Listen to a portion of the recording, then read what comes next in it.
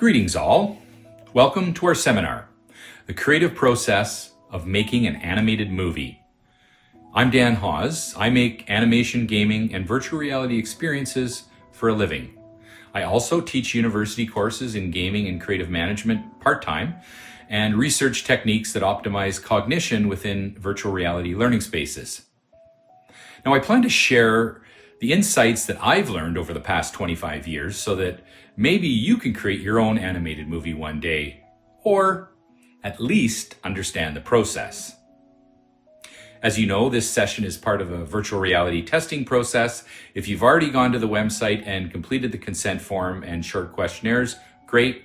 If not, please do that now, and we will be here when you get back.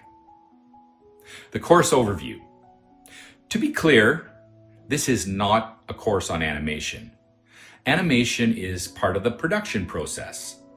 This seminar will focus on the creative process that precedes production and is sometimes called pre-production. The presentation is broken into 4 sections. 1, key elements of the creative process. 2, the output of the creative process. 3, the critical questions to consider. And 4, a movie example to apply what we've learned. So, what are the key elements of the creative process? The idea, the story, the aesthetics, and the prototype. So it all starts with an idea. But how do you come up with an idea? Good question. Ideas can come from almost anywhere, but most often, original movie concepts start with imagination. It could be a world that you imagine or a certain type of character or person that intrigues you. What if toys were really alive? Toy Story. Or what if you could clone dinosaurs? Then you might think about a high concept for that idea. A simple, easy to understand problem or conflict that will capture the interest of potential moviegoers. Okay, imagine that an island was developed to showcase these cloned dinosaurs and create the most exciting advanced tourist attraction ever. What could possibly go wrong? Jurassic Park. Sometimes a movie idea is about a fish out of water, a character that is out of place and does not belong in that world. This concept is very common with comedy movies. Ratatouille is a great example of an animated movie that does this beautifully. A rat is the head chef of a 5-star Parisian restaurant. Elf is another fantastic fish out of water story. A 6-foot elf just doesn't fit in the elf world of the North Pole. With Fish Out of Water, by creating an outsider perspective with inherent challenges, we automatically feel and identify with that character. And there are lots of great gag opportunities when worlds and people do not fit together. Finally, you need to think about the character conflict that is created by the idea. In the case of Elf or Ratatouille, it's quite clear that just fitting in and being accepted will be a huge source of conflict and challenge. So, how can you build off that? The story. It's been said that the 3 most important elements of a movie are story, story, and story. Why is this? Well, probably for lots of reasons, but most importantly, stories help us create context and emotional connections. They entertain us. They educate us. They make us feel more human, allowing us to understand the nature of others' experience and help us realize that we're not alone. They make us better. So now that we have an idea, we need to think about the type of story we want to tell. Save the Cat is an excellent movie-making resource written by Blake Schneider and adopted by movie creators all over the world. In Save the Cat, he talks about 10 main movie genres. Instinctively, you probably recognize many of these genres. They seem straightforward. Snyder claims that almost all successful movies fall into one of these 10 genres. Here they are. Number 1, Monster in the House. Jurassic Park, Jaws, Aliens, and more recently A Quiet Place are all Monster in the House movies. There's a space you can't escape from and a major risk of a horrible death for all. Number 2, Golden Fleece. A Golden Fleece movie is generally characterized by 3 things: a road trip or journey, a team or buddies, and a prize that is sought. The hero or heroes take great risks, facing tremendous danger in their journey to secure a prize or achieve something spectacular or meaningful. Star Wars, The Wizard of Oz, The Nut Job, Up, and almost every heist movie ever made. They all use this formula. Number 3, Out of the Bottle. A wish, a spell, and a lesson. The hero initiates a magical process created through a wish. A spell is initiated and a lesson is eventually learned. The hero learns that magic is not the answer. The answer lies within. Aladdin, Jumanji, and Cinderella are classic out-of-the-bottle movies. Dude with a Problem, number 4. Can be of any gender. Basically, an ordinary person is thrown into extraordinary circumstances that most often involve survival or something primal. Schindler's List, The Terminator, or Titanic. Number 5, Rites of Passage. These are movies about change, self-discovery, and overcoming a major obstacle to get into the next stage of life. These movies normally involve a journey, a pain, or risk of death to slay the proverbial dragon. As one might expect, How to Train Your Dragon is actually a rite of passage movie that uses a fish out of water character as well. Hiccup is an outsider from an insider's world. Moana and Frozen 2 are also rites of passage movies. These rites of passages are often based on common cultural mythologies, as explored by Joseph Campbell's The Power of Myth. More on Joseph Campbell shortly. Number 6, Buddy Love.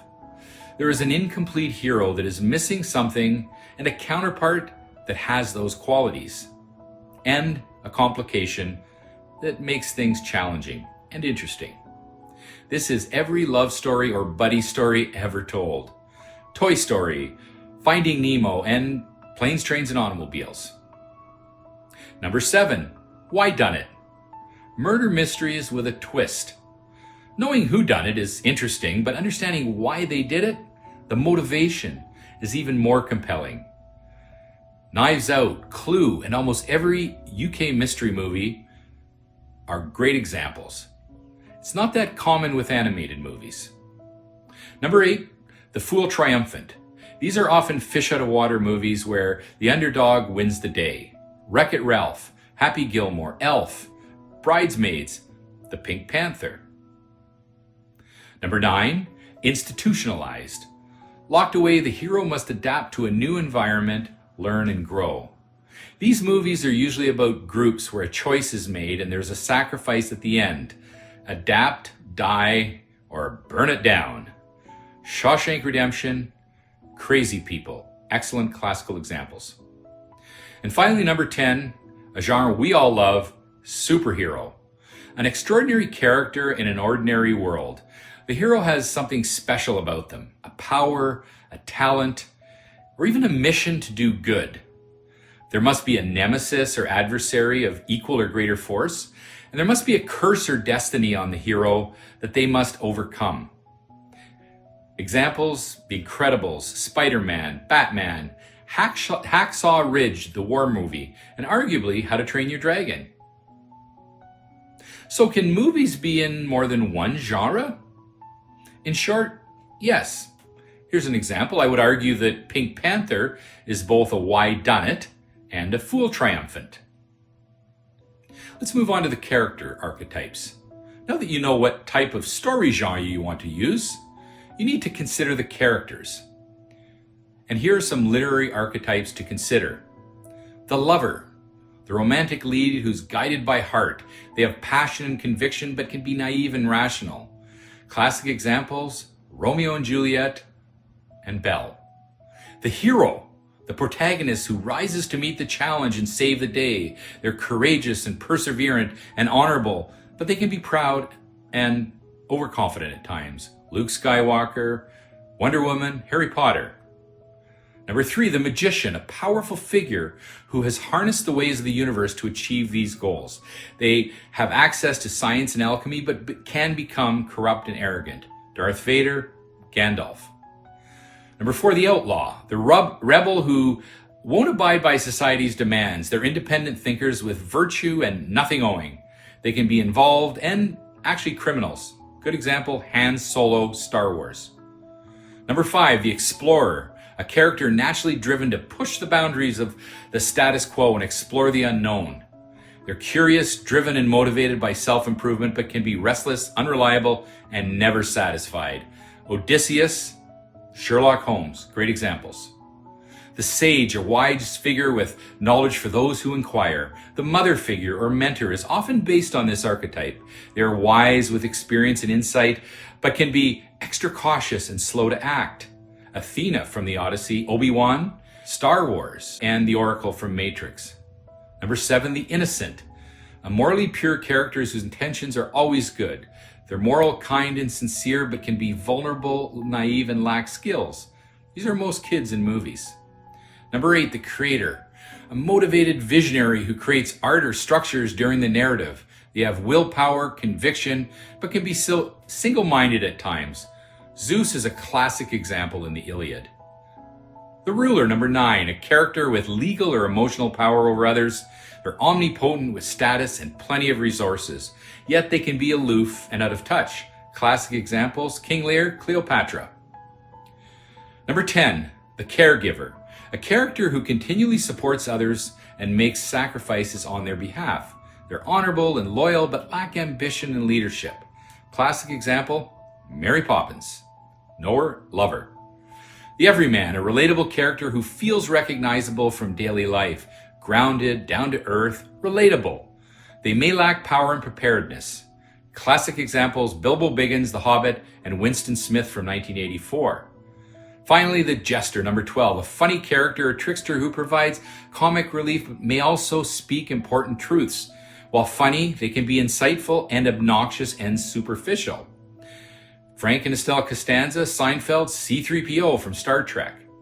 Now that you've gained an understanding of the character archetypes, you'll need to consider how they work with your hero to create the necessary context and conflict that all good stories require. Also bear in mind that most characters should likely adhere to one of the archetypes. While there may be other interesting mixes, these archetypes are based on a great deal of literary analysis and are far more likely to connect with audiences' innate understanding of character archetypes. The journey. So you've developed your idea and you have a sense of the characters that might be part of that story. Before you get all buttoned down, you still need to figure out the path, arc, or journey of the hero character and how it all fits together. Joseph Campbell, in his study of cultural mythologies, posits that there are certain myths and rituals that are very common, in fact, to most historical cultures. The hero's journey represents the common myths and rituals associated with the growth or initiation process. In this picture, the journey starts with a call to adventure, and with the help of a mentor, the hero crosses over into a new unknown world where they now must face incredible challenges and the risk of death. The death concept can be real or metaphysical, but it involves the discontinuity of something that existed before in favor of something new or reborn. So why is the concept of death so used in these mythologies? Well, as humans, we're pretty hard-headed. Somehow the risk of getting audited on your taxes, having the car keys taken away, or being grounded just doesn't seem to be enough. We learn and grow when the most is at stake, and there is no way to avoid it. Once the hero passes through the final test, there is an atonement process, and they return with the gift or elixir that makes them better in the old world. Now, the next chart depicts a bit more context of the hero's journey. The call to adventure happens within the ordinary world, and the hero will initially resist or refuse that call. They have no desire to change until something happens that forces them or motivates them to change. With the help of the mentor or sage character, the hero eventually capitulates, crossing the threshold to this unknown world. Here they face tests and enemies, they make allies and build relationships that will help them survive. This is often referred to as the supreme ordeal or initiation process. The next process is the unification or transformation process. It's really about the final battle or challenge. As the hero approaches that ordeal, they must muster all that they've learned and gained to slay that dragon or take on their big challenge. Once victorious, they get their reward. It may be the love of a prince or princess, treasures, or just a feeling of confidence and self-acceptance. Upon return, the hero must also atone for their misdeeds before they are fully accepted into the world born anew. The Lion King is an excellent example of an animated movie that elegantly deploys the hero's journey. Simba's initial call to action is when his dad rescues him from the hyenas and challenges him to grow up. But he refuses the call until the situation changes. Finally, he is disgraced and feels guilty when he realizes that he may have caused the death of his father. He leaves humiliated to the other world to grow up. When he returns for the final ordeal, he defeats the evil nemesis Scar, takes back his homeland, and restores the world to its original state. He's back in the same place that he started, but far stronger, more mature, and much wiser. Now, Joseph Campbell suggests that our lives are really a series of journeys that follow a similar pattern. That journey into the unknown could be a starting of a new business, foreign travel, pursuing a passion, furthering education, or starting a new relationship, or just choosing joy or bliss over money and security. So when the call to adventure is finally accepted, the journey and subsequent growth happens. When the call is refused, the hero, you and me, can remain stagnant and frustrated. So do keep answering that call, my fellow humans. It's what makes us better. The aesthetics. Now that we understand what the story is going to be, we need to think about the aesthetics of the world and the characters. What is the world going to look, feel, and sound like? What type of art design, lighting, and color will define your digital worlds? What types of voice actors will you use to capture those characters? How about the music and the sound effects that you will need to create the mood and help tell the story? The first prototype. This is the first time that the elements of the creative process are pulled together to get an initial sense of whether it is working at all. The first prototype combines the storyboard, timed with voices, sound, and music, edited together to tell the full story. Each scene is woven together to create the animatic as viewed here. Here's an example scene from a movie that we're currently developing. Artie, look! No, you can't make me! This has to be it, right? The works! This is it! This is where I'm gonna make it big and stand out from the crowd!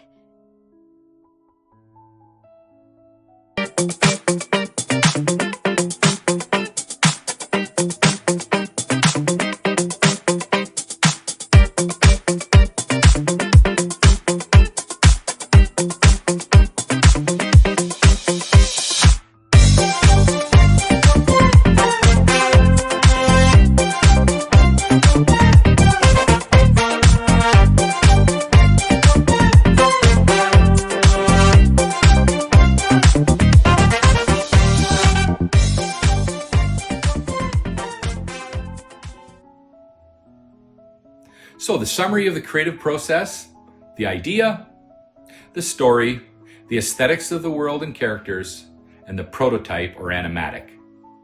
Other critical elements that you will need to consider: the movie versus TV format, who is the target audience, the ratings, and the key creative team. Who's going to do all this?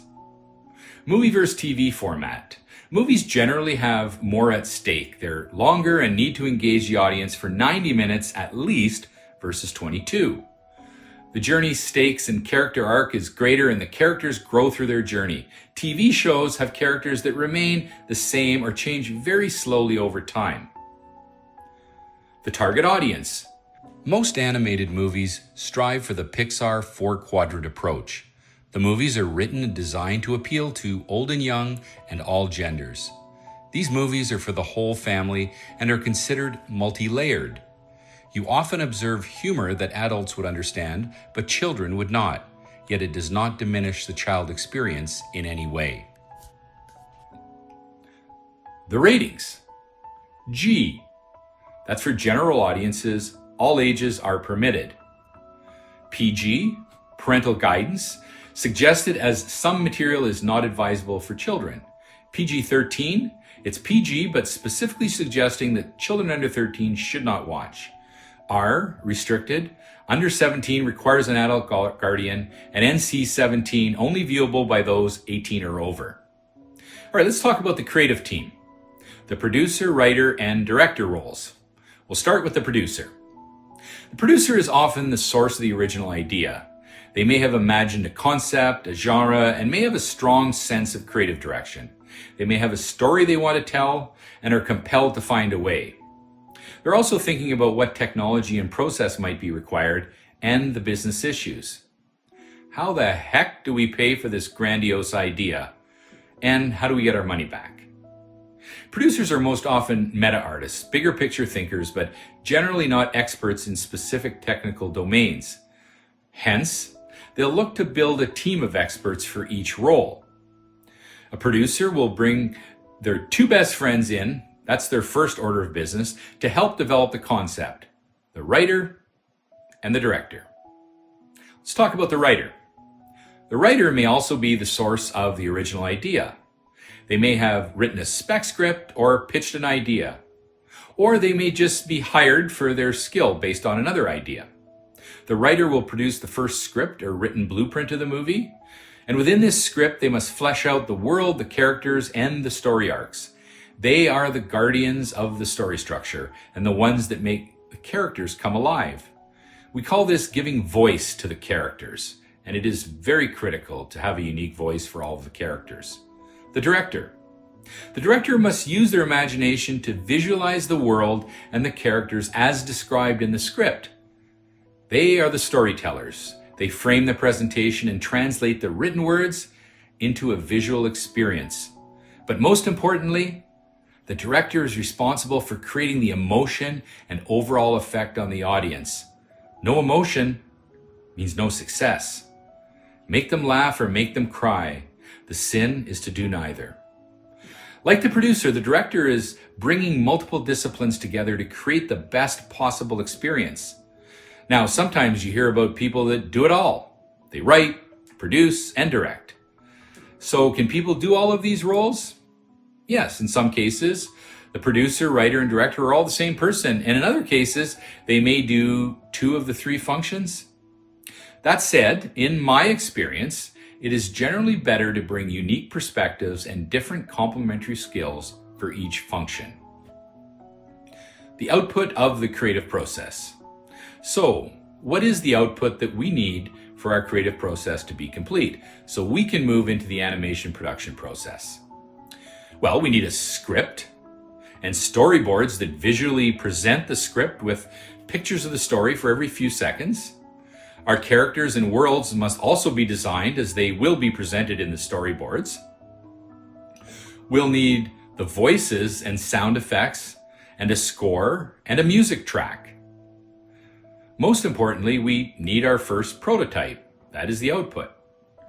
We call this the animatic, the first telling of the story that brings all of these elements together.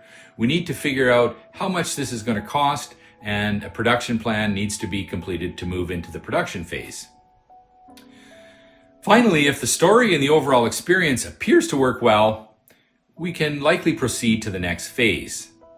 If it doesn't, we may need to revisit some or all of the processes we just presented. In most cases, it rarely works perfectly the first time, so prepare for multiple iterations of this pre-production process.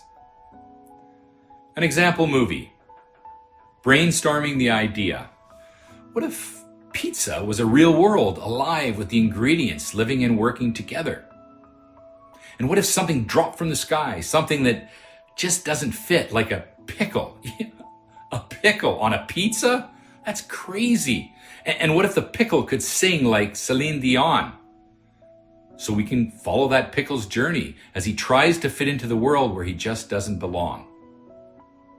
Now that you've completed the creative process and handed it over to the production experts, they're going to turn that movie into a masterpiece.